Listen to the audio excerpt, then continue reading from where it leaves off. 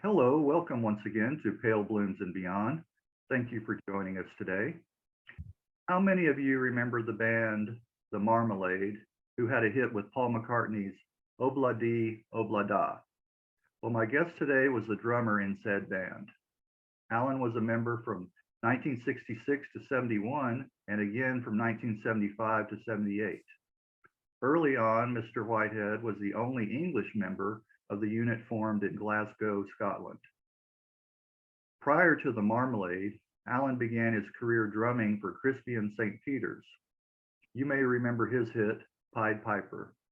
After St. Mr. St. Peter's, Alan briefly played in the English freakbeat psychedelic band, The Attack, before joining the Marmalade.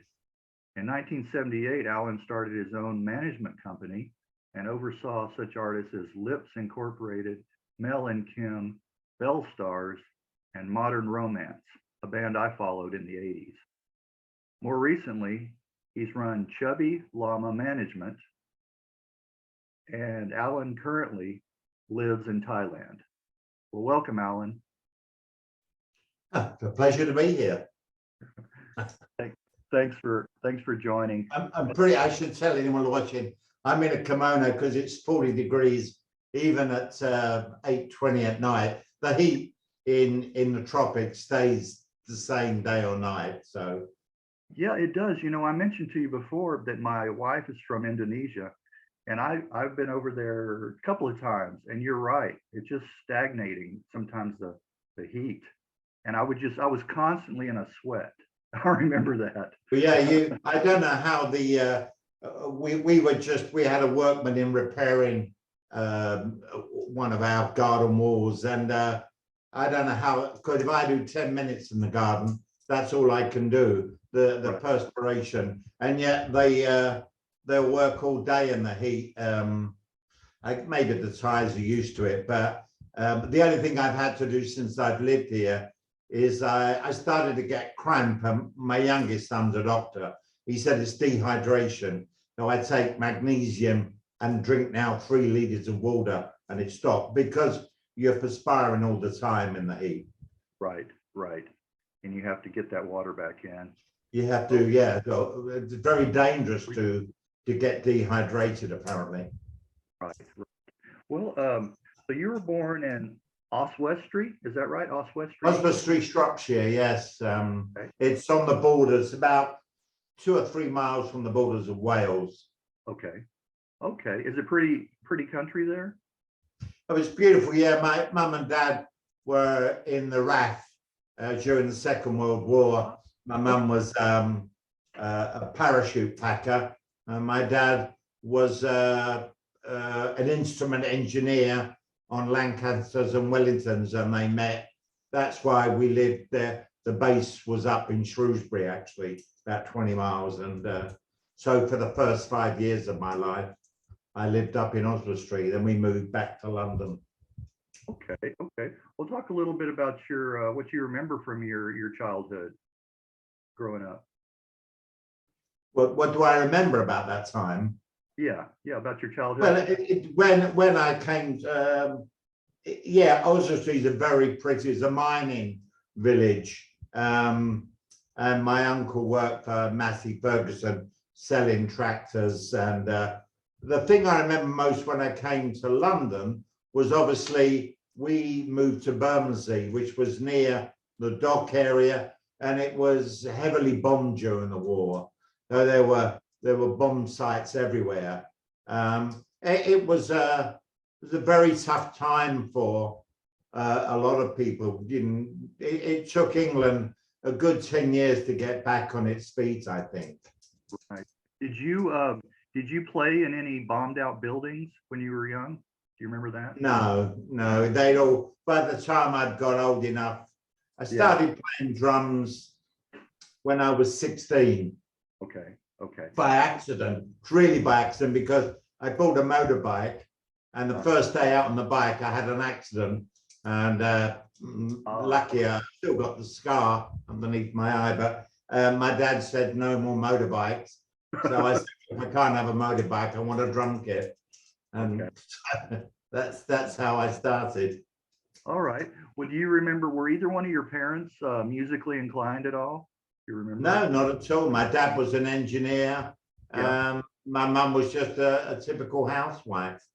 Right. I Well, can't find anything from my family that were musically inclined. And I don't know how other drummers, if you're going to learn an instrument, I mean, if you're not so musically inclined, but have rhythm, drums is a percussion. It's more of a feel rather than having to learn notes. Although I did study music when I was really into my drumming, but it's not so important, I think, to be able to read music as a drummer. And all drummers I met, all drummers tend to hang out with other drummers. And if I was honest, a lot of them are not playing with a full deck of cards. You know, they're sort of they're off.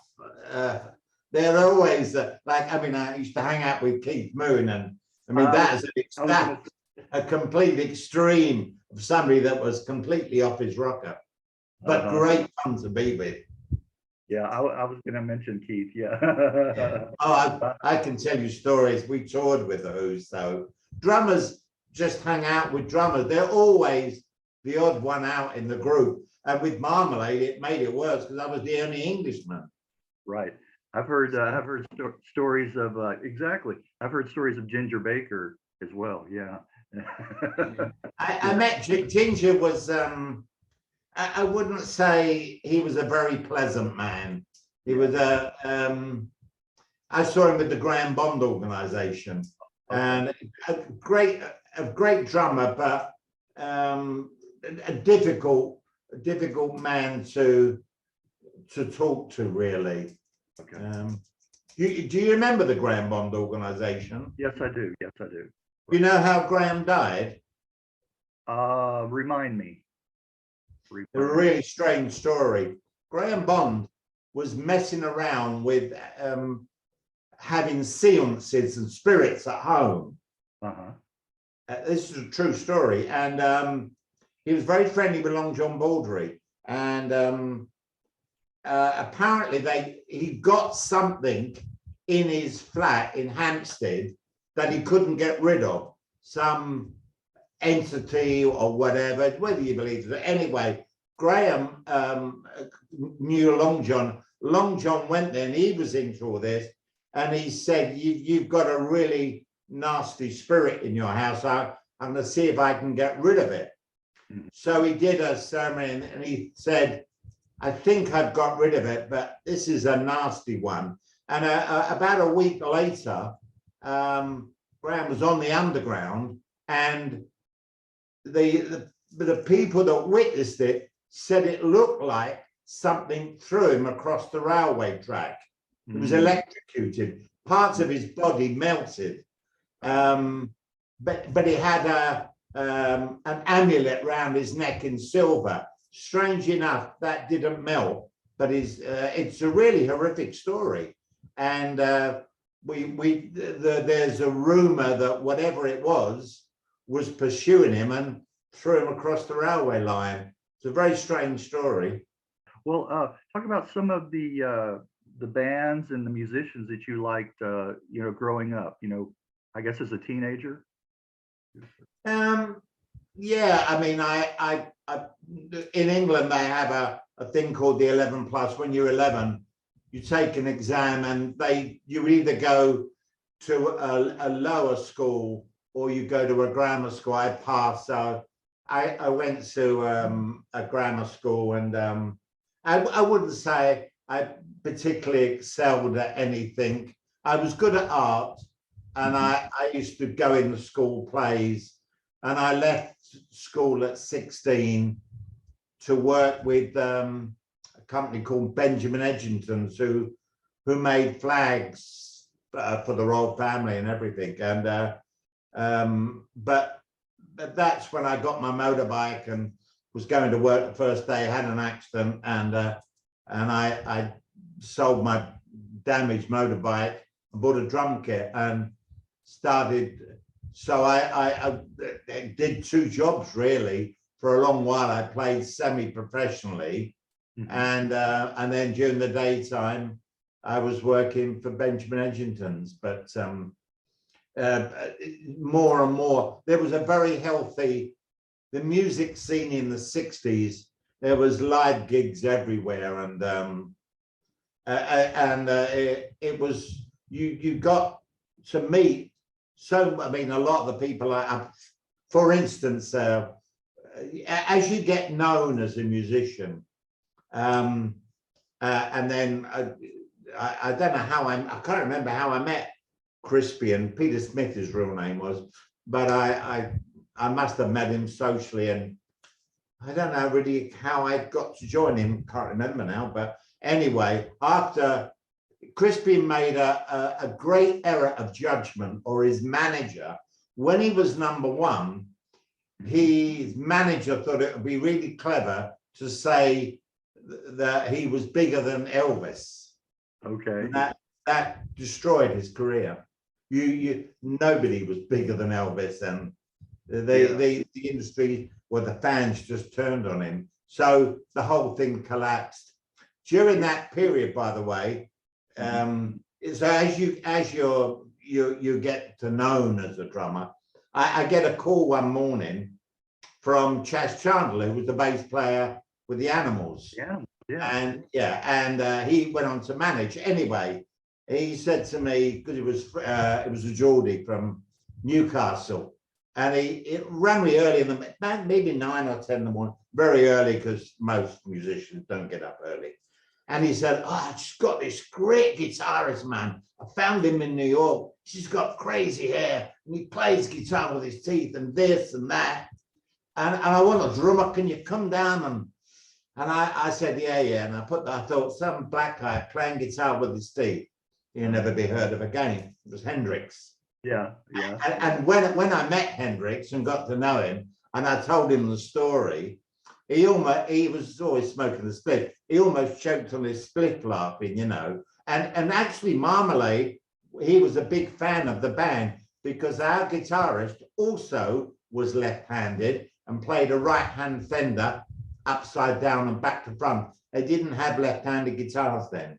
When we saw it eventually, to be honest, I wouldn't have been a good drummer. Mitch was drummers suit certain groups. Now, when people say, was Keith Moon a good drummer? No, he was all over the show, but he was great for the Who. I mean, people say, was Ringo a great drummer? He was great for the Beatles. And Mitch was great for Hendrix. When we first saw him gig, it was at the Isle of Wight Festival. I had never seen anyone. We were just amazed. We'd never seen anyone play a guitar like that. And Ginny was very laid back, very unassuming, very humble, probably stoned most of the time, I don't know, but and he used to come and watch us play at the Marquee. And one of our singles, I See the Rain, if you listen to it, it's very Hendrixy. We weren't copying Jimmy, and he said it was the best single of '68. Strangely enough, my friend at the time was Graham Nash from the Hollies, who became Dr. Nash, and he came down to the studio and helped produce it. Right. So that's very interesting. Going back to Crispian, so it was his manager that was pumping him and saying that he was bigger than Elvis. Not it's a stupid thing. It's a stupid thing to say, because it just and he was a nice man, Peter. And in those days, managers did exert a lot of control over the artist. Not so much now, but I thought that was a crazy thing to do. Yeah, and a better turn people against him. Yeah, and a better songwriter than Lennon and McCartney. Another. You just don't saying things about artists is never a good thing. I mean, when at about that time I was playing with the Loose Ends. It was a great band, a real R&B band. Alan Marshall he eventually formed a group called Happy Magazine, but Otis Redding heard him sing and took him to Muscle Shoals to record him. But anyway, the loose ends, we did a support gig for Stevie Wonder in Lewisham. That I spent. So what happened was then he just changed his name from Little Stevie Wonder to Stevie Wonder, and we were in a big like cinema. That's where you stood. They had the stage and anyway, we had the band called the sound check, and then everyone used to go to the pub. And they left Stevie on stage, so I got a chair and sat next to him, and for 2 hours we talked. And he didn't know who I was. He couldn't see me, you know, but playing away and, you know, this close to him. And magical because he had no ego. He was obviously such a talented man. And I can still remember when we, at the end of the evening, and I went to say goodbye to him, and he said, come closer, Alan. I really enjoyed our chat, but he'd worked with everyone that I'd admired, obviously. And he said, I want to see what you look like. And I thought, what? And I can still remember he ran his hands all over my face. He had very, very soft hands. But everyone loves Stevie. And when I see him now, I think, Jesus, I spent 2 hours, just me and him, you know, just talking to him. And he was just everything that you would expect. That's the great thing. I think when you meet someone that's so talented and they've got nothing to prove. Right. Sometimes when you, like I met Roy Orbison one night, I was so in awe to meet him. All I could say, what do you say to a living legend? I just said, good evening, Mr. Orbison. And he was really tall. He looked down at me, smiled, and he went, hello, son, in a deep Texan accent. I was like, oh. Because when you meet people, Roy obviously didn't know that I was in a band, but although we met at the TV studios we were doing Top of the Pops, so I assume Roy was on. But it's when you see a star or somebody you admire, it's great to be able to go out to them and as a confirmation when they're charming and warm and friendly.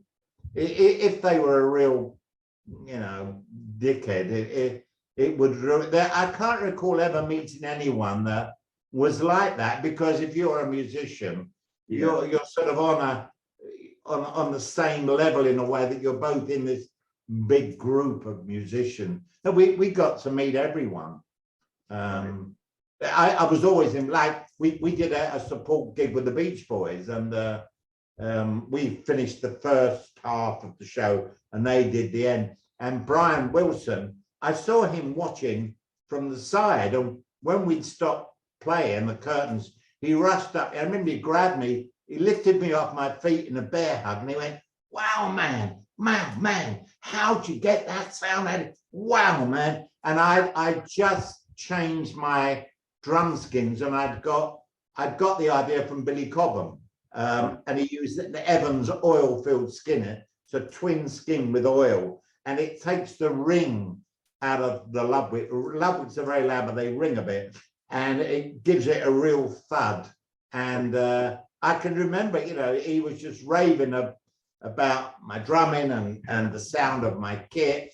But, you know, to have another drummer from such a big group, it's a real honor, really, when, you know, that gives you a great thrill. Yeah, like a genuine respect, mutual respect. Yeah. Yeah, and I think you're right. I mean, the musicians that are really in it for the, you know, it's who they are, their essence, their spirit, their soul, and they've got to express that. I think those are the ones that you're going to really connect with. And I've found doing these interviews, most people I talk to are very nice, very cordial, very appreciative. And I'm not a musician myself, but I have an ear for music, so I can relate, you know, to that. Yeah, and it's nice. It's really nice to be able just to talk and relate like that. Yeah. So it's very you just don't. It's very bad mannered to criticize The music is such in my era. If you were to say what is different today from the 60s and 70s, I would say, well, the Who were different to the Beatles, who were different to Traffic, who were different to the Beach Boys, who were different to the Rolling Stones. Now it's just all one lump. They all sound the same. Right. But then they had an individuality. They almost grew organically. Right. And that's what made, I mean, there was nothing like the Who. We toured, we did a month with the Who. Traffic was Stevie,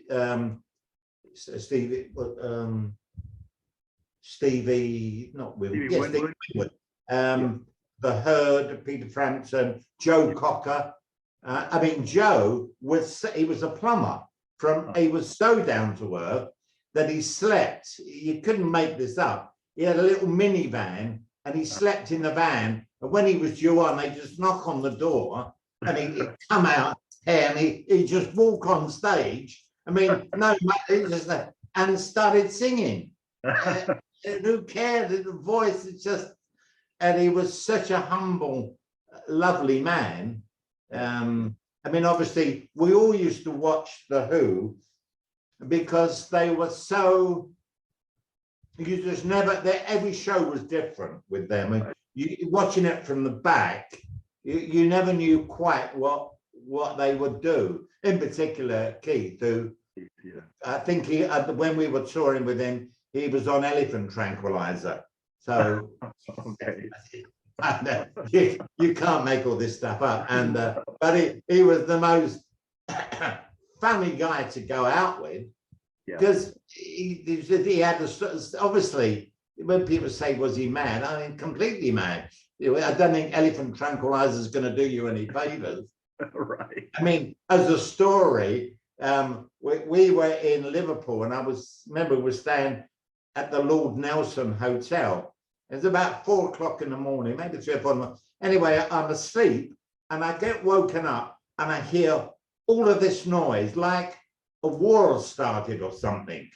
It's exploding, and I think, what the? And then the phone rings. So I pick up the phone and go, hello. And it's the reception in a very posh way, says, is that Mr. Whitehead? And I went, yes. He said, we have a Mr. Moon in reception, and he wants to know if you can come out and play. Please come down, sir. He's letting off fireworks in the hotel lobby. Oh. I tell you, a night out with Keith took me a week to recover. But so much fun. He was generous, and I've never seen anyone drink so much or take so many pharmaceuticals and still function. I don't know how he lived till 32, actually, but another story, I guess. Right. Yeah, I've heard about hotel rooms destroyed and things like that, and just that's left in his wake. We'll talk. Yeah, I think he personified that sort of craziness that some drummers can have, like Animal from the Muppets. I mean, that was. Tell me that they said that was based on Keith. Based on Keith, yes, I'm sure. It was. And it really, but everyone loved Keith. But was he a good drummer? He was great for the Who. If people ask me who's a good drummer, you know, I would always say, well, my favorite, Buddy Rich. Nobody's, to my mind, has ever been close to that man. Billy Cobham, I like. If you're talking about pop drummers, I love like Mick Fleetwood. I met Mick just gets a great sound out of his kit, and I like his style. I like Ian Pace from Deep Purple. Oh yeah. But drummers suit. I never got to meet Ringo. Years later, Paul asked me to come and audition for Wings because I was very friendly with Denny Lane. And I never did because I was with Marmalade. You can't just lead the band, and and I said, it's really kind of you, but I can't just lead the guys, and so. But I met Paul, and he was charming. Yeah. Well, I met John once. I'll tell you another story. This is Graham Nash, I was in a club, Speakeasy in London, and Graham had gone off to America. He'd left the Hollies, and I hadn't seen him in about 6 months. And then I saw him in Speakeasy, and we were having a drink at the bar, and he said, I'm going to live in America. He said, you got to come and meet. I brought her over, and we went over to his table, and he introduced me to Cass Elliot, Mama Cass. Oh. I'm sitting, so I've got Cass Elliot on my left, Graham Nash, Dave Bowie, who I knew, and John Lennon. So I felt like the poor relative. I spent 2 hours. I knew Dave because he came from Bromley and I lived in Alberton, which is not that far away. David Bowie, by the way, was charming, very friendly, very easy to talk to. But Mama Cass was a big fan of Mamas and Papas, and she was just a sweetie.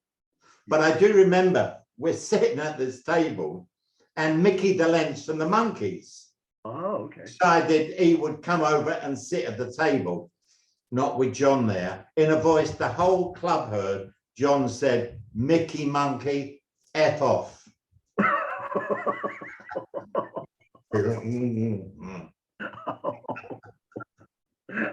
I think at that time, John was an angry young man, and it was just I always remember that sitting at that table. Yeah, I've heard the story about John and Harry Nilsson they were so wasted at some concert, and they got asked to leave. Yeah, they were drinking and drug buddies for sure. Well, we'll talk some about the attack. Do you remember recording Try It? Yeah, we did. They were managed by, oh Christ, I'm just trying to think of the guy's name. He was a bit of a head. Don Arden managed them. He was a bit of a villain, and they again. I enjoyed the stuff. They were very, very cutting edge, very aggressive. We were doing gigs, and that they could have broken big. Richard Sherman was a good singer. Dave O'List, a great player, great writer.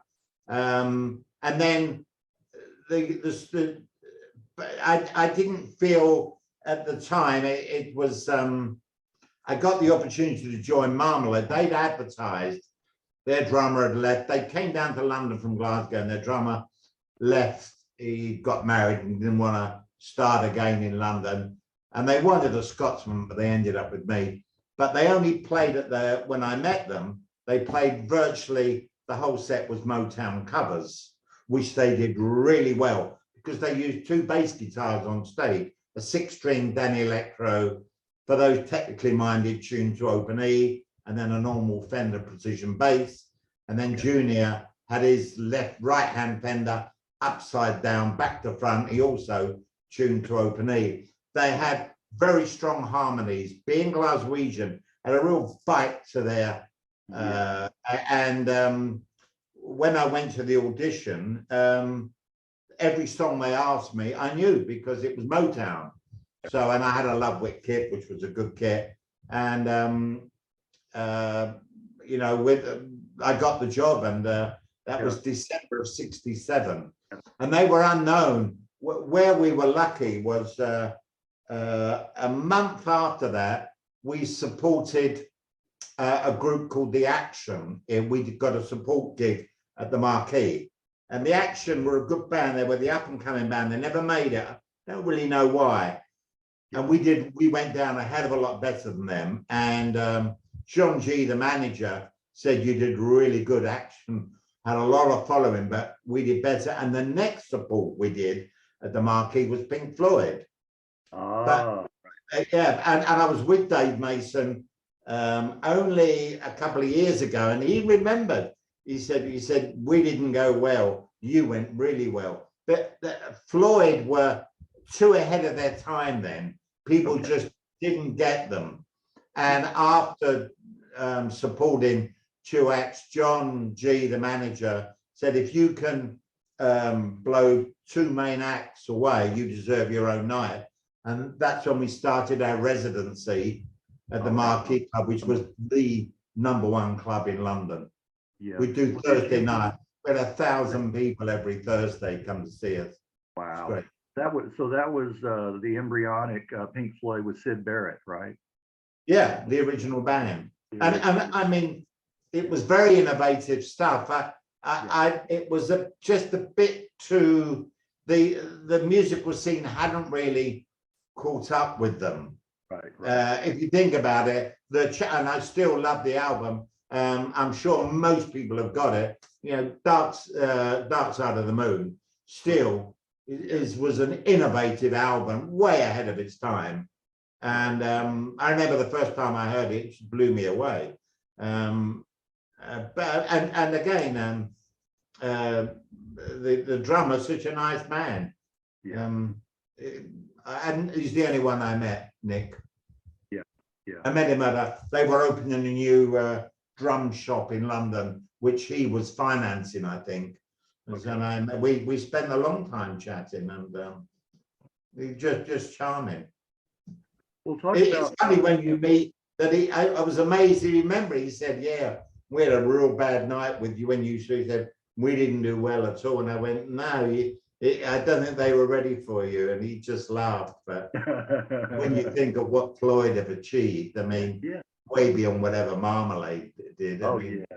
Well, they were way ahead of their time for sure. Well, let me ask you, since you were the only Brit in the otherwise all Scottish band, did they ever tease you, give you a hard time? Oh, non-stop. Yeah. I mean, anyone who's English was a puff, you know, gay, puff Englishman. Yeah, but they could take the mick out of me, but nobody else could. I mean, you don't, all our road crew were from Glasgow and they were tough boys. You don't want to tangle with 10 Glaswegians. Very unpredictable, very, not aggressive's the wrong word. They're tough boys. And what I learned when we traveled is that Scottish are really popular. English, not so much.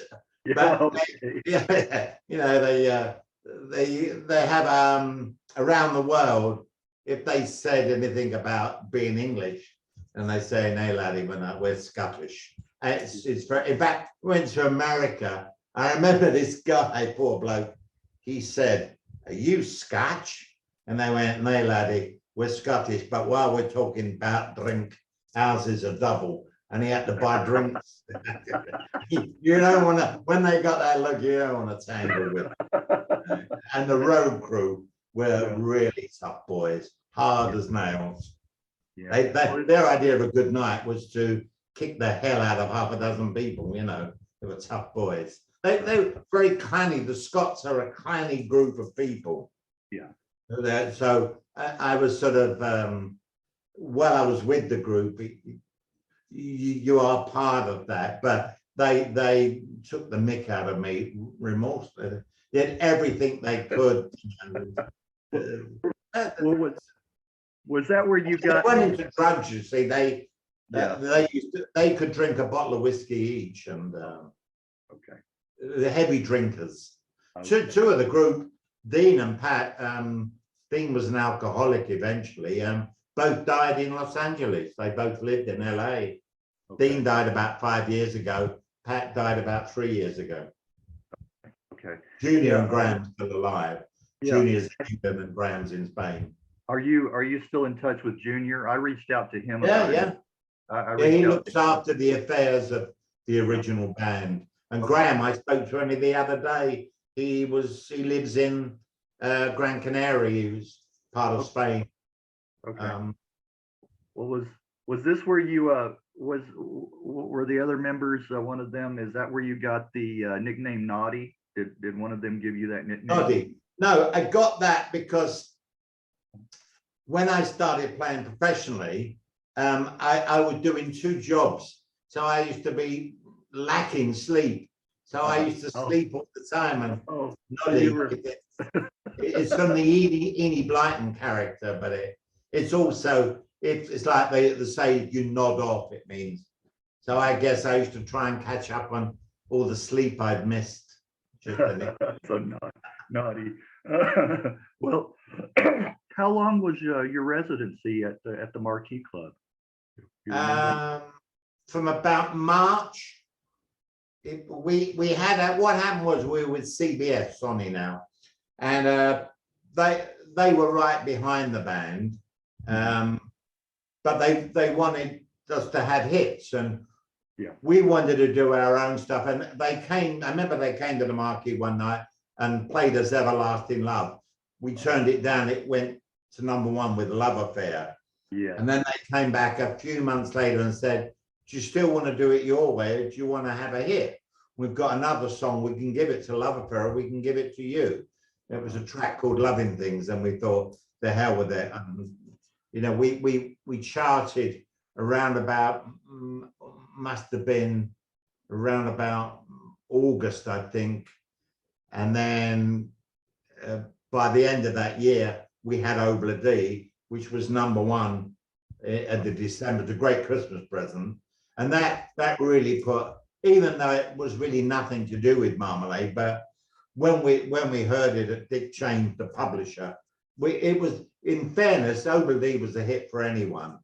Yeah. And there was so many versions of it, but because we were with CBS, massive company, they used to do a sale or return. So they flooded the market with our version.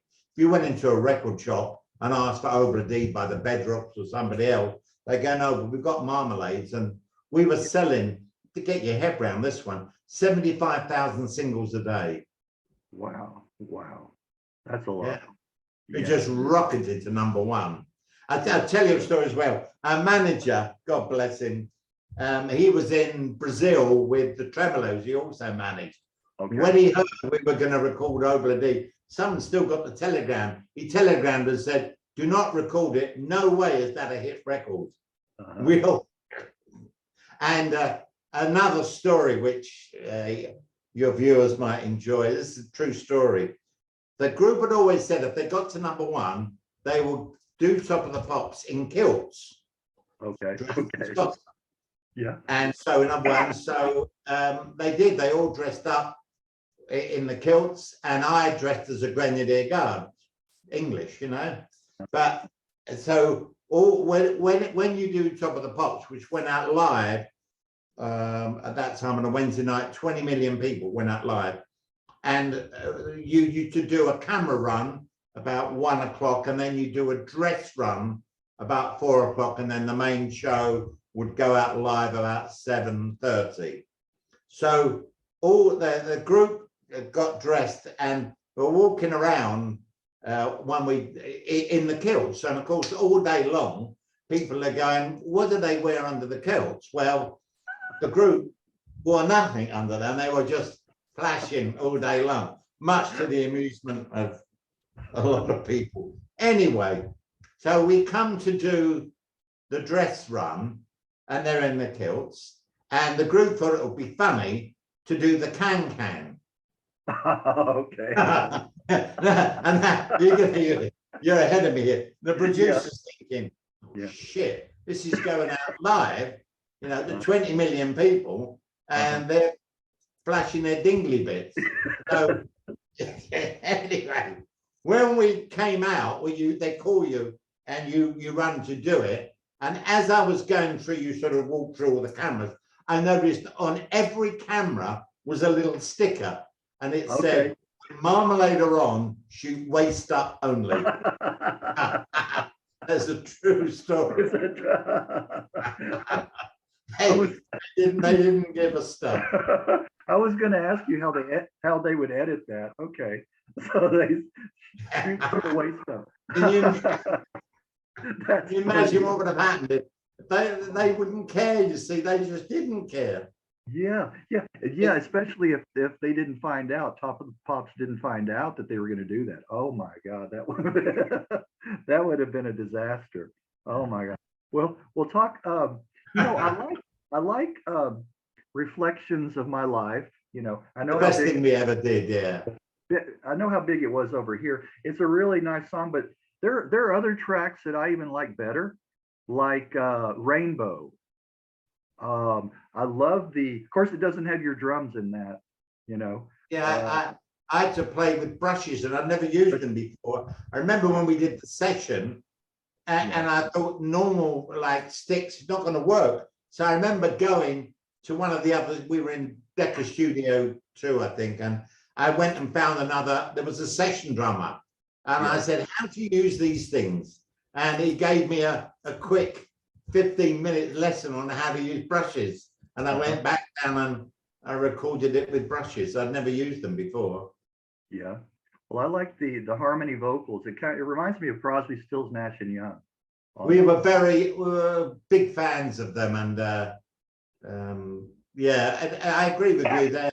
It really showed their harmony. They were very strong vocally, and in their heyday, especially when they were at the Marquee, they really were phenomenal live band. Great fun to play with, and we got a lot of accolades. I mean, I remember about 20 years ago, I was at a film premiere and I met Brian May. First time I met him. We were just introduced. And then he said to me, we used to come and watch you at the Clay Pigeon in Pinner. It's a gig we did. I went, who? He said, well, Queen, but we weren't called Queen then. We thought you were amazing. He said, we'd come every Thursday and see you. But Brian, again, anything you read about Brian, he is such a lovely man. Kind, generous. And it was such a, that I didn't even think he knew me. Never mind that he used to come and watch us play. And it's things like that that really give you a buzz, I think. Right. Yeah, I always liked the sound he got out of his guitar. You know, it really is what made Queen unique, I think. You know, besides Freddie, you know. But yeah, I only ever met Brian once, and a lot of the stuff. I mean, that probably were the last big group that I can't think of a group that came after them. Yeah. When people say who's big, Adele, but the group wise, Queen were probably the last big group like that to come out of the UK. Yeah. I can't think of anything else sort of that reached the international status that Queen did. Queen. Well, you mentioned "Lovin' Things." That's another great pop song. That was our first hit, yeah. Your first hit. But then another one that I really enjoy is "My Little One," and that catchy chorus, "Ooh ah do ah day." Yeah, Dean wrote it about when he was married to his first child. Yeah, I always like that chorus. I think that's what makes that song too. And then another couple of great songs, "Baby Make It Soon." Tony McCauley's song, yeah. Yeah. Great pop song. And then "Wait for Me, Marianne" is another one that I really enjoyed. Yeah. Strangely enough, the last hit Marmalade had was "Falling Apart at the Seams." Tony McCauley again, and it's still a great song. Yeah, although Dean had left by then, but we still managed to retain a good vocal harmony. I think "Falling Apart seems a great pop song. That was in 1976, the last big hit we had. Right. Well, any gigs or concerts with the Marmalade that stand out to you, that you remember, that you enjoyed? So was that Greg? Oh, sorry. Any gigs or concerts that stand out? Concerts.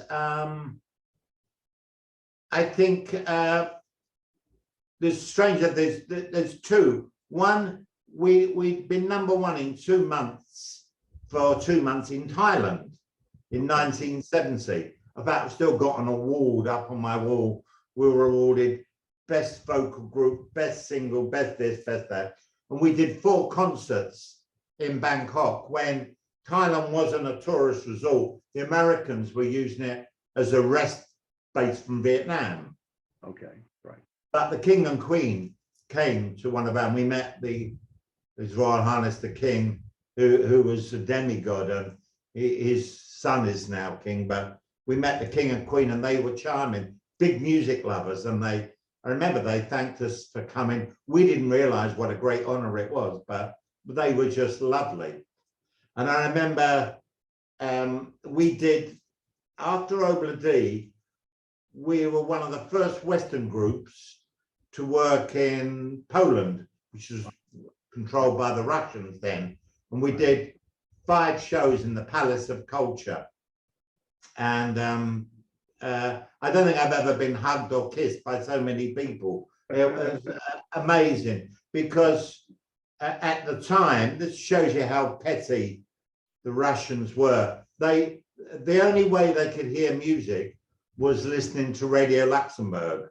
Okay. And the Russians would try to jam out the signal so they couldn't listen to music. Yeah. I mean, you tell me what mentality. It was the first time we'd gone to a communist country, and you see it for yourself. It was a great experience, but for the people living there. And I have after the shows, which they had armed guards there. But I remember the last show, they had the guards with the Kalashnikovs, but the crowd just went apeshit, and the guards gave up, and they rushed the stage, and they were kissing us, giving us flowers, and it was just magical. And they would ask you questions like, "What's it like to be free?" Well, yeah. No, I said, we don't know any different.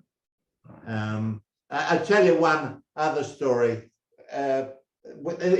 Haberslotti, we were paid, because we worked in CBS, we had half the money paid in dollars in England, and the rest we were given in Polish money, which didn't have any exchange. You couldn't take it out of the country. It had no value.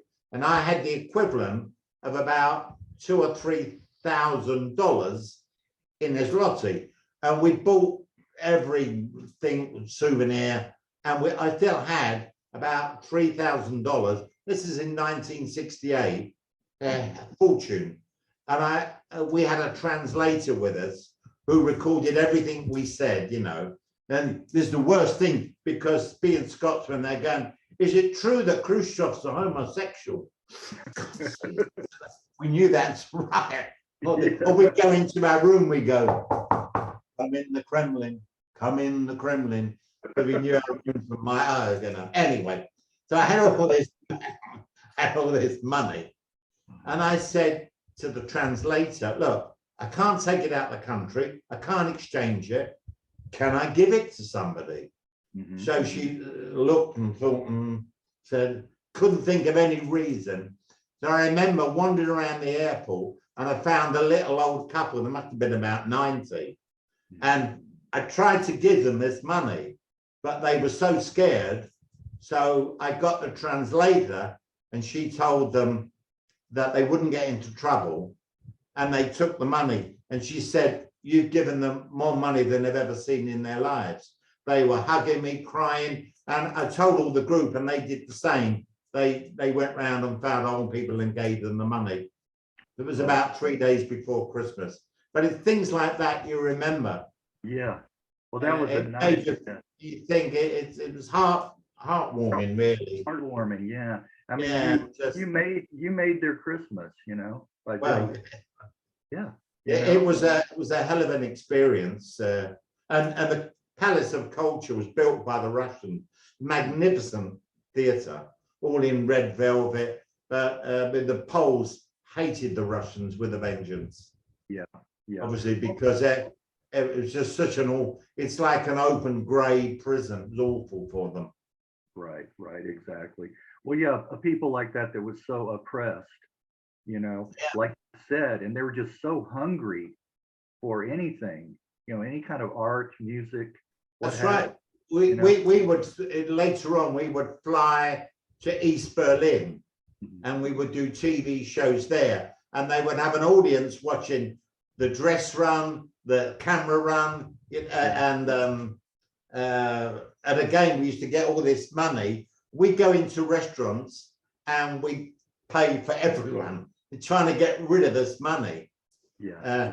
My funniest memory of doing this show, I never get it. For some reason or other, it wasn't just about we were on, but they had a performing bear, a huge great thing that rode a motorcycle and it had a crash on it. So they're doing I remember, and I saw this. It was going on a motorbike, and it was on the stage. And I noticed that the circle that the bike was going was getting bigger. Okay. You know, and eventually the bike went straight off the stage, straight into the orchestra pit. And you've got all the music stands and everyone with their violins and this bear's wandering around. You've never seen, we were almost wet with like, never seen so much confusion at this 6.5 foot bear wandering around with a crash helmet. In the orchestra pit.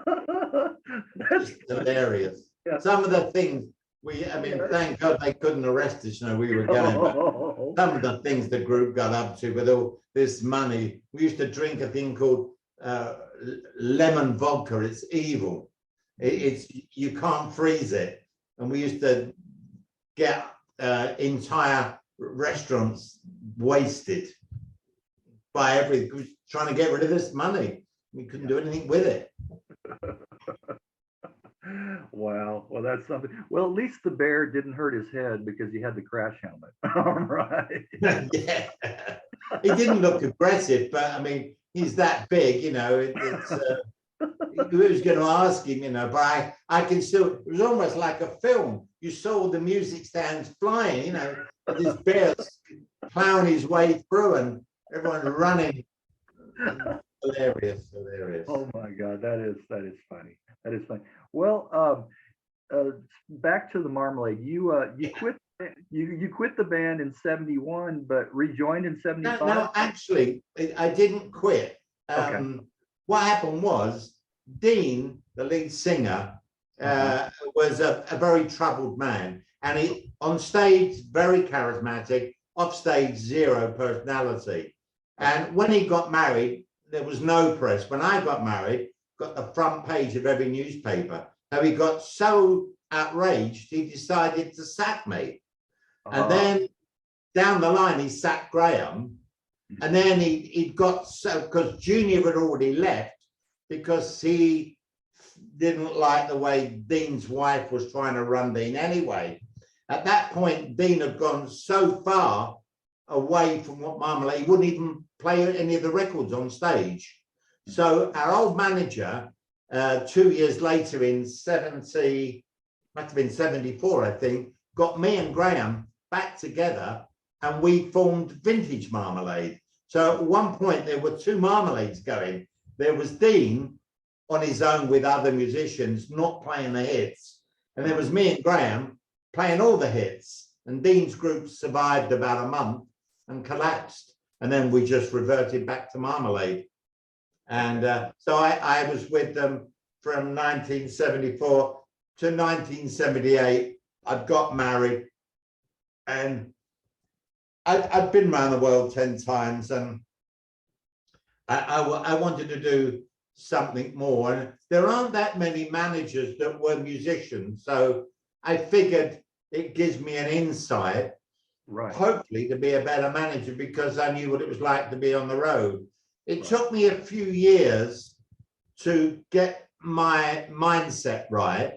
And then I had massive success managing, and I studied photography, so I was able to do image work. I was very big on imaging artists. I felt that it was like a book. If you've got a nice cover, people might buy the book. It's not taken apart from the music, but like Mel and Kim's a prime example. We did all the imaging, and there were two great looking sisters, mixed race girls, and with PWL, Stock Aitken and Waterman, it was a good marriage. But I found that any act we took on, we'd repackage them, and suddenly their date sheet would just be full. And then eventually I got bought out by Mecca Leisure, the biggest leisure group in England. They bought me out. You know, I was doing really good then. And then Mecca got bought out by Rank, and the whole thing changed. And then there was the first, in America you had the Chippendales. Well, one of my friends set up a male group called the Dream Boys, like the Chippendales, and I was their agent, and I thought that's a great idea, but I think I'll do one, but using girls. So I formed the UK Glamour Girl Review, female Chippendale show. For 10 years, I spent traveling the world with a load of topless models. I could write a book just on that. Forget what guys get up to. The girls, whole different ball game. Wild. I mean, we toured, and we went to Russia. We toured Australia 6 times, and that's how eventually it metamorphosed into strip clubs or gentlemen's clubs. But because I had about 50 girls working for me, I had all the girls that were used to taking their clothes off. So that's how I got involved in table dancing in England. And it just sort of went from there, from one stage to another. Everything goes in a 7-year cycle. I mean, table dancing's finished now in England. I think there are a few clubs, but in America, they do it so much better. I was lucky that I got to know Michael J. Peters, Renata Caratine, who ran the Platinum, Doll's House, Solid Gold. And they taught me everything. And I came back to England and set up the first club based on what I was taught in America. But the problem with England is that the only strip things we'd had in England were in Soho, where the rip-off clubs, and it was always made to be sleazy, nasty, dirty, dangerous, expensive. The Americans, upfront, brash, showbiz, phenomenal. And I tried to bring that. It's a struggle with the English mentality based on the Victorian times, I think. You know, sex is, we don't talk about it. You know, you're not supposed to be having sex, really. It's all very naughty, naughty, hush, hush. The American is just right in your face. Here we are. Yeah. That's why when I love Vegas. I mean, it's like an adult Disney World, isn't it? Right, right. It is. It's a toy land. Great shows, and the Americans do it so well. I never thought any of the clubs I saw in America was sleazy, or it was just great entertainment. Often couples went to them. Fantastic clubs. Yeah, yeah. Well, I wanted to hear, going back a little bit about the bands that you managed. I mentioned Modern Romance. Do you remember any your dealings with them, or any? Yeah, they'd I'm just thinking of the guy Mike. I think was they'd eventually gone down to a 3-piece, and we toured a lot. We went to Hong Kong. We did. I remember we did a massive show on Chinese New Year, which was fantastic. So I managed them for about a year. Lips a few years. Mel and Kim for about 6 months. Their groups managing people is a really thankless task. It's if they don't make it, it's your fault. And if they do make it, you're just lucky to be involved. In fact, normally what happens is if you break an act, the first thing they do is try and find a way to get rid of you. They think, we're paying this guy 20%. We can. In fact, I used a lot of my old manager's psychology that he used to use on us, and you become, like a lot of, when we were managing a lot of girls, you do become a bit like a cross between a priest and their father. I tell you stories that make your toenails curl, but you become this sort of magic man that makes things happen. And I was always had a good team at one point. I had 8 staff, really good team of people with me, and we were good at what we did. But if you look at any group that's had what I call long-term success, you'll normally find behind them is a really good manager who really knows stuff. Right, exactly. And when they get rid of that manager, you can say like with the Beatles when they got rid of Epstein, or when he died, they sort of lost their edge, and like Presley with Colonel Parker. I mean, whether he was a good manager or not, but Presley was with him for all his period of success. Yep, yep, exactly. Did you see that movie, the Elvis movie? Did you watch that? No, I haven't seen that yet. Yeah. It's hard here in Thailand because Right. everything's in Thai, and Yeah. so It was, I don't even watch television here. I don't buy the newspapers. The only way I get to realize what a state the world's in is if I go on the internet and see the countries tearing themselves apart, like America or England.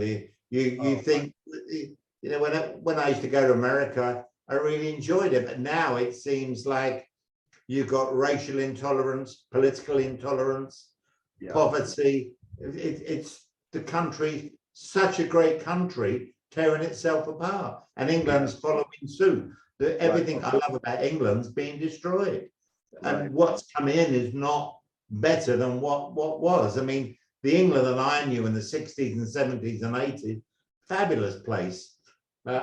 When I love England, I'm English, but I don't like what England's become. That's why I emigrated.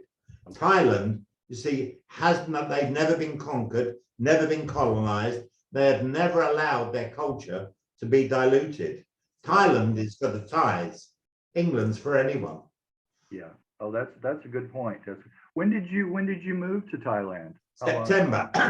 I met my wife Kwan, who's lucky enough speaks English, because she worked in Bahrain for 3 years, and she never dated a Thai man. She dated for a year an American serviceman, but she always wanted to marry an Englishman, and she's very traditional Thai. People get confused about the Thais because the only Thais they normally meet are girls working in bars.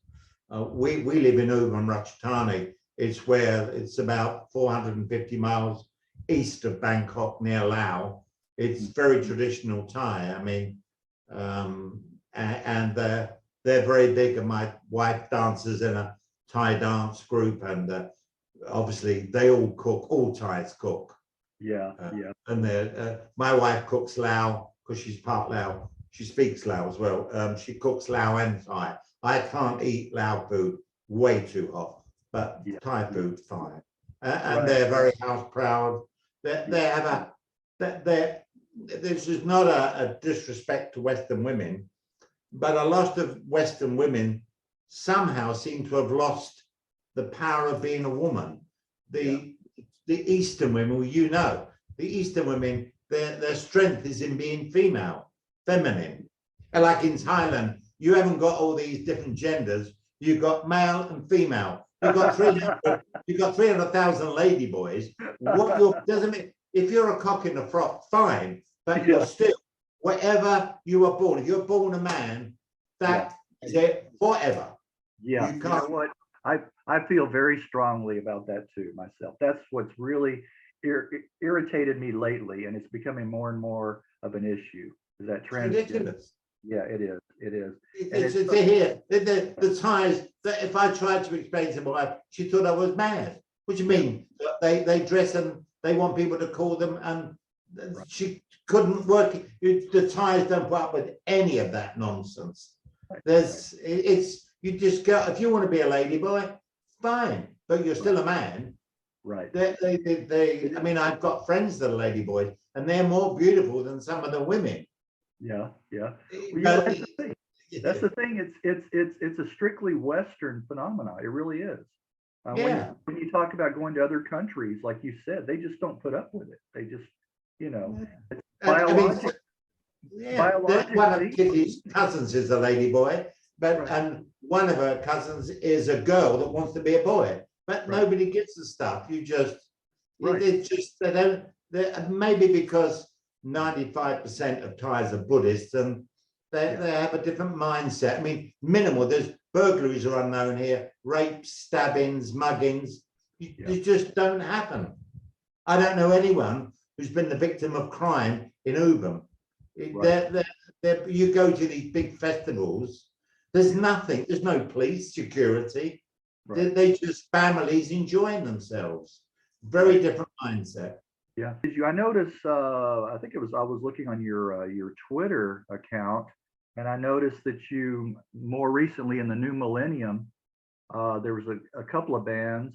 I don't know for how long you managed, but Joan of Arc Joan of and Arc, yeah, really yeah. amazing all-girl rock band, really Uh-huh, good. And uh-huh. I managed them for a year, and they're very rare. They did a gig in America, and one of the audience was the owner of Gibson guitars, Oh, and they're okay. sponsored by Gibson. That's very rare. The problem with a fabulous group, after a year, I said, look, we're moving forward. They said that I was the best manager they'd ever had, but they wouldn't sign a contract. And I said, either you sign a contract or I'm out of it. They wouldn't Yeah, sign, and they never, two of them have left, and they were really moving. And once you take your foot off the pedal, right. you just stop. But yeah, I get what's the word? I just accept. You know, some people can't make that commitment, and Yeah, you just move on. Now, I've got involved in film production, and I was executive producer on a film with Luke Goss, who's a fabulous guy from Bros, you know, and we did a film called The Lost Adjuster, and I've written 2 books, and I'm now working on a 6-part TV series, which one of my great mates in America, in England, is Steve Glenn. He was with Mickey Most, with Rack Records, written about 50 hit records. He's one of my great mates, and he's going to do all the music for me. So I come up music now from a different way, because if you're making music, there are no label deals, and the record companies, well, there are no deals to be done. So if you've got a film or I've got a TV series and I put music to that, you've got a market which can be exploited. mm-hmm. But but would I manage a group now? You're always dealing with human personalities.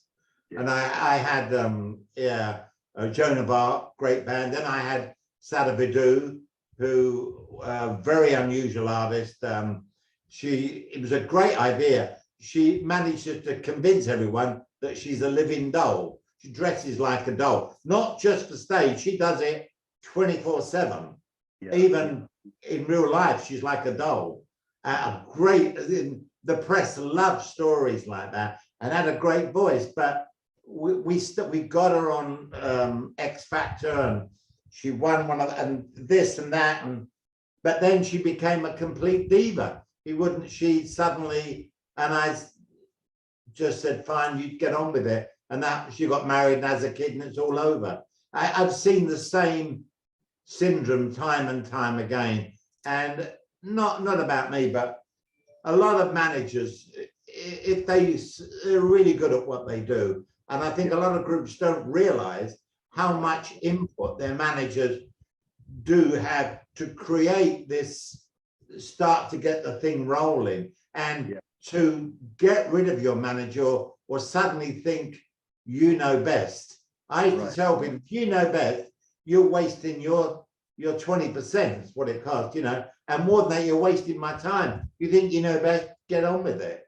yeah. But I guess I'm a bit old school, really. I mean, our manager, if he said jump, we said how high, you know. Right. Well, you know, very few musicians have the business sense. You know, that's why they need the manager. You know, Exactly. because it takes 2 to tango. You know, it takes both parts, and you got to see it from both sides. See, so Well, that's what it's exactly what I thought, Greg. I think, having been a musician, I mean, people said, oh, you've been lucky. And I'd say, yeah, the harder you work, the luckier you get. Nobody gave me anything. I didn't think about being famous. If I ask an artist, what do you want? They want to be famous. It mean anything to me. I want to be rich. Money, just bits of paper.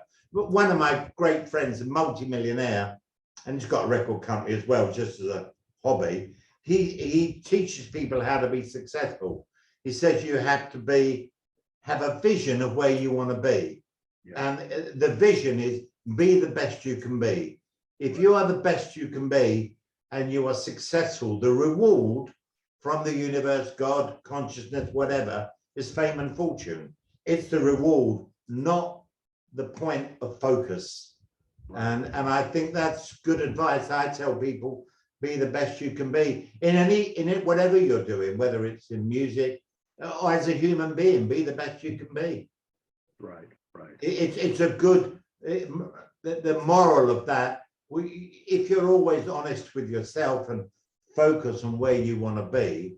I mean, I thought, coming here, I thought that's it. I might write another book.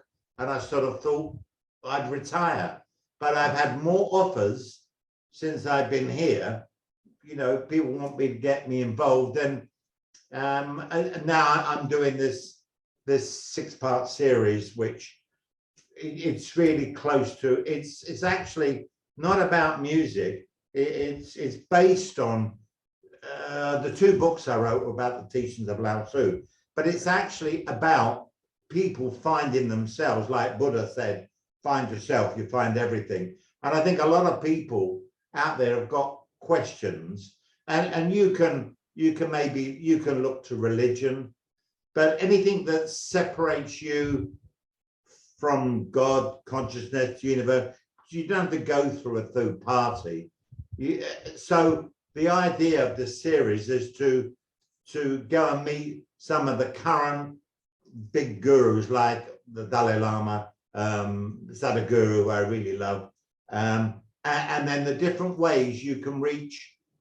Not about being spiritual, and I really don't like that word. It's to really enlighten yourself, to become enlightened, because this word. Have you ever heard of Yogananda? Yeah, I have. Yes, yes. Yogananda set up the ashrams for self-realization in America. When he decided he was going to leave his body, he didn't sort of die. He just said he was having dinner. He said, "I'm going to say goodbye to you," and he just sort of slumped in his chair. And they lay his body in state in Mount Washington, so it's very hot there. They lay his body in state for a few months.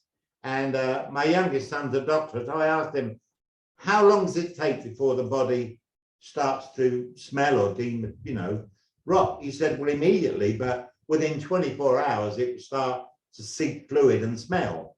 His body, Yogananda's body, didn't change one iota. Wow. Exactly. And so I asked a friend of mine, well, how is that possible? And he said, because Yogananda was enlightened. Light does not corrupt. If you think about it, all the great saints, their bodies were incorruptible. Right, right. Interesting. Right. So I thought we would explore that. And it is not trying to help people be or take them away from their religion or anything. Just there are many ways you will reach your goal. There are many ways you can live your lives. Right. At the end of the day, whatever's coming for each of us, right, we're all going to find out is either nothing or there's a lot more to come. I'd like to think there's a lot more to come. Right. But as you get, I mean, I'm 77 now, and still, I don't have anything. I don't take any tablets. I don't take any chemicals. No, I don't use glasses, nothing. But I hold a lot of energy, a lot of chi. It's called chi. Chi, power. And even my wife, who's half my age, cannot keep up with me. She says, where do you get all your energy from? I don't know. But I don't think I'm just flesh and blood. Yeah. But a lot of my friends had this, it's like a drive. It's hard to explain, really. I mean, I don't know how long this body will carry on functioning, hopefully for another good 20 years, but I don't know if the world will go that long.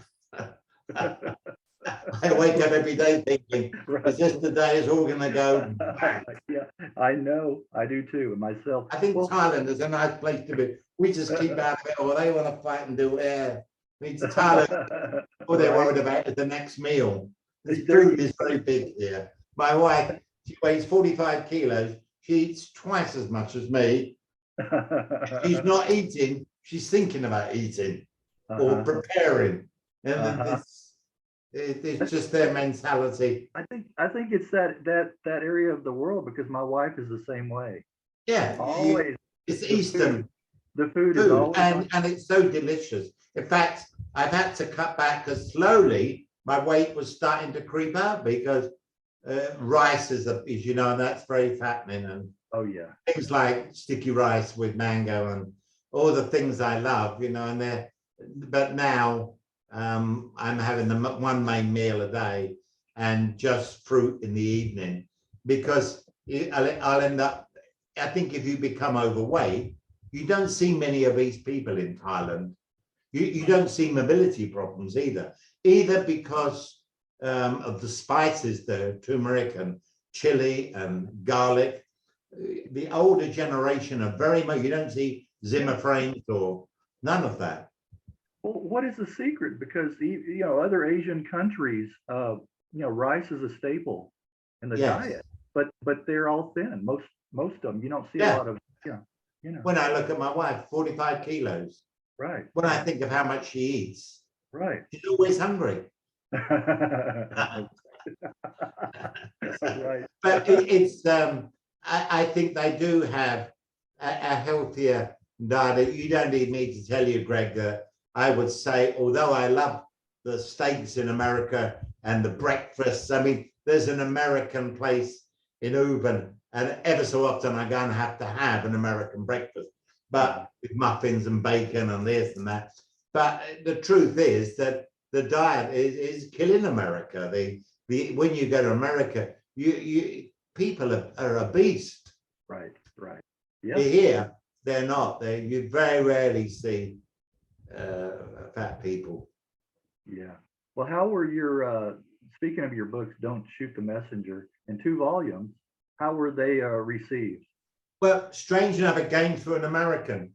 In 1971, I met an American yoga teacher who'd come over from California, Susie Muller. She's passed on now, fabulous girl. And she was involved with a circle called the Circle for Inner Truth that was set up by a man called Marshall Lever, who came from San Francisco. And Marshall had a degree in psychology, very clever man, was out in the desert when he was a young boy, and he got lost. And a voice came in his head and guided him back to safety. And over the years, this voice was a spirit, something that lived thousands of years ago. We called him Old Chinese. So Marshall would vacate his body, and Old Chinese, Chung Fu, his name was, would come through, and he would speak and give lessons as he was a student of Lao Tzu. So apparently Buddha was inspired by Lao Tzu, and the Buddhism and Taoism are not dissimilar in many ways. So I had all the transcripts, because when Marshall was in trance, he didn't know what was said because he wasn't there. So they recorded them. And Susie typed up all of his lessons and the teachings. And I had all these transcripts, and I put them into 2 books.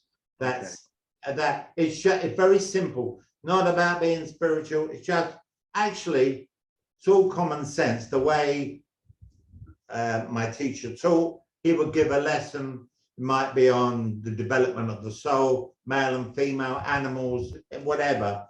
Then you could ask questions, and then he would tell a parable or a story, like the Nazarene or Christ. So I put all of this into, I changed very little. It just, sometimes the way he worded things, it was based on China thousands of years ago. So we didn't want to prostitute any of his teachings, but like he called Down syndrome Mongoloid children, to give you an example, we asked what the point of a mongoloid Down syndrome child was. And he explained in one of his lessons that animals have a group soul, humans have an individual soul. This was what he taught.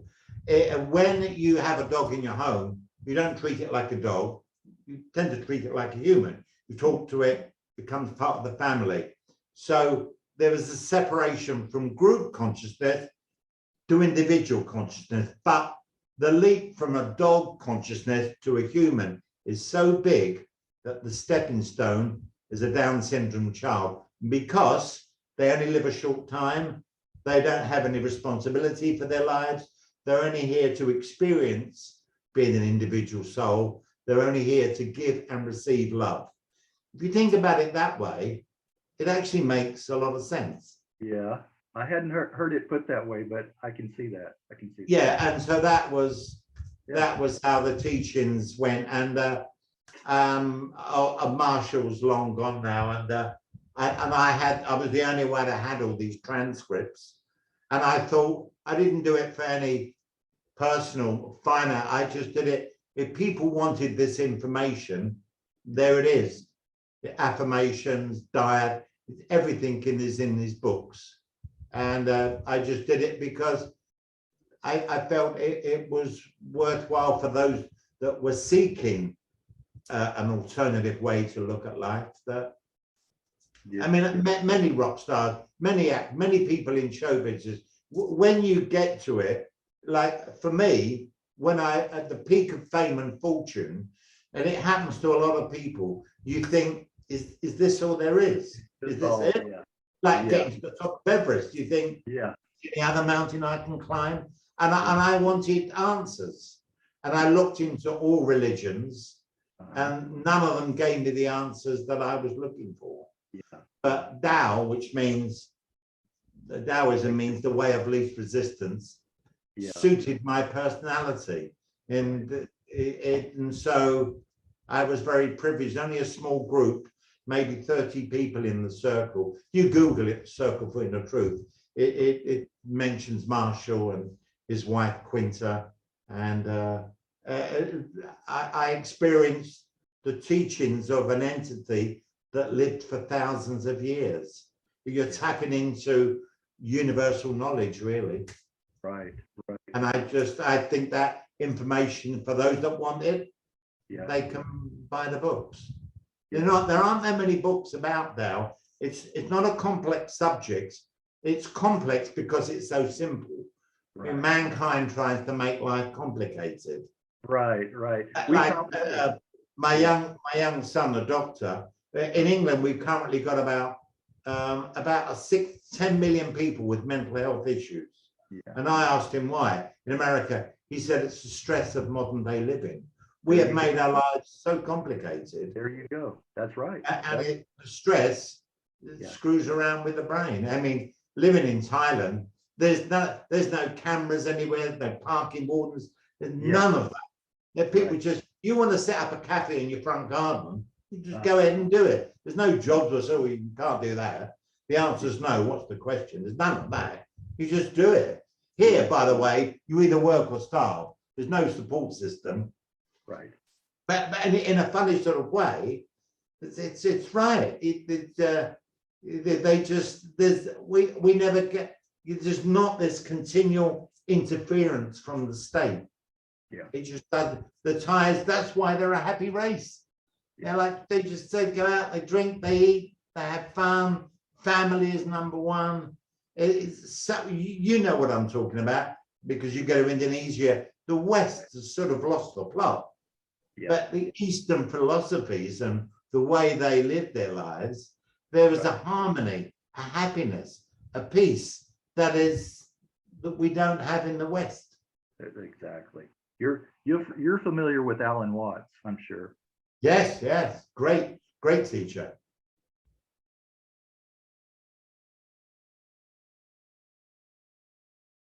As you get older, you become much more multi-dimensional, because you become more philosophical, and I'm still amazed that so many people still are so interested in that period of time. But then when you think about the music that came out of that era, I can also understand it. Right. Well, you got it. I mean, people are still interested. You're right. Let me know when it's live on YouTube, please. Great. I sure will. I sure will, Alan. All right. Well, Alan, again, thank you for your time. My pleasure. And sorry about the technical problem. Well, You have a good day, mate. Yeah, you too, Alan. I appreciate it. And we will. If you need any other people to interview, I know a lot of people, let me know. All right. All right. Will do. Okay, Alan. I'm going to bed now. My wife has been waiting for 2 hours for me. I know she's waiting because she put sexy underwear on. I said, I'll be in. It's going to be an hour or so. I said, right. Gotta be done. Okay, Alan. Keep the Take faith. care, all right. Cheers, mate. Bye. Bye.